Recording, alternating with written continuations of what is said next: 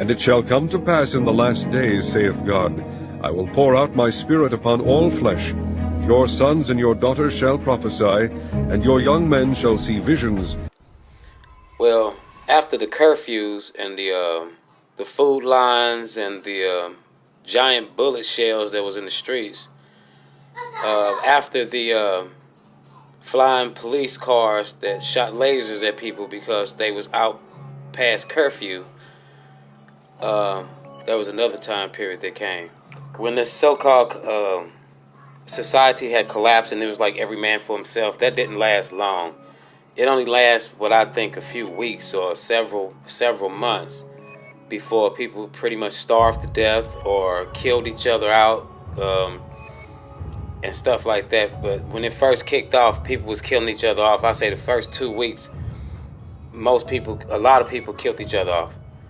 And those who didn't do it the first 2 weeks did atrocities and crazy stuff to each other before they starved to death.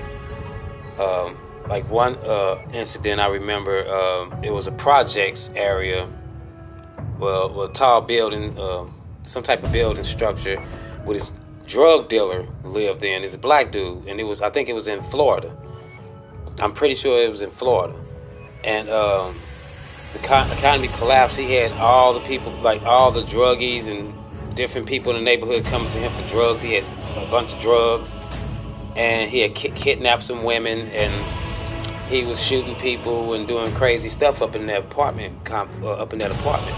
It was about on the 10th floor of this apartment building. Well, I say after about a month and a half, 60 days, within that time, it was several shootouts. Everybody killed each other, and people started to die from starvation. The kingpin guy, he died from starvation, and there was just one incident that I could see, but they couldn't see me, and I walked alongside of these people. Like, I walked in with women to get drugs, up the stairs, all the way to the apartment. I saw the neighborhood, the people there in this collapsed situation, but they could not see me in this situation. People don't understand this, but when this society collapses, it's going to be a real quick hoorah, and then it's going to get real sad real quick. Like, sad stories. People's lives is just horrible. I've seen some horrible stuff happen to people. A lot of people starving to death that wasn't raped or killed. But I want to talk about this situation with this. It was black people, just blacks, locked into this, I call it a project prison projects. It looked like a prison camp, and it was kind of square in shape, and it kind of reminded you of, it had 2 levels. It was made out of brick or stone, some type of brick or stone, and these people, they was being fed at first, and there was soldiers at the gates and stuff with guns, and they seemed to like be keeping those people in.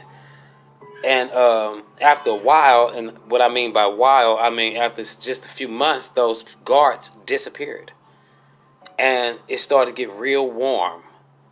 You start hearing stories of people getting raped, stuff like that, and a few violent things, but that didn't last long after a couple guys was dealt with by a few elder guys. Well, as time went along,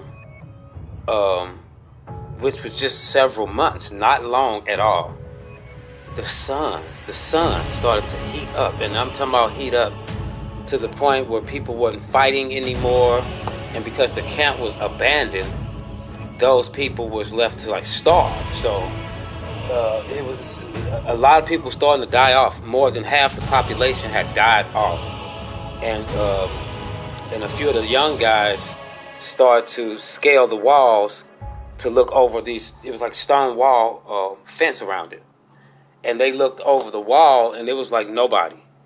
They were totally left alone to fend for themselves and all that. So those few people left that prison camp, and it was mothers with children and families and young men, and it was very hot. The grass and trees were overgrown, and it was. It seemed like they was alone for a minute there, but yeah, it was Very interesting situation.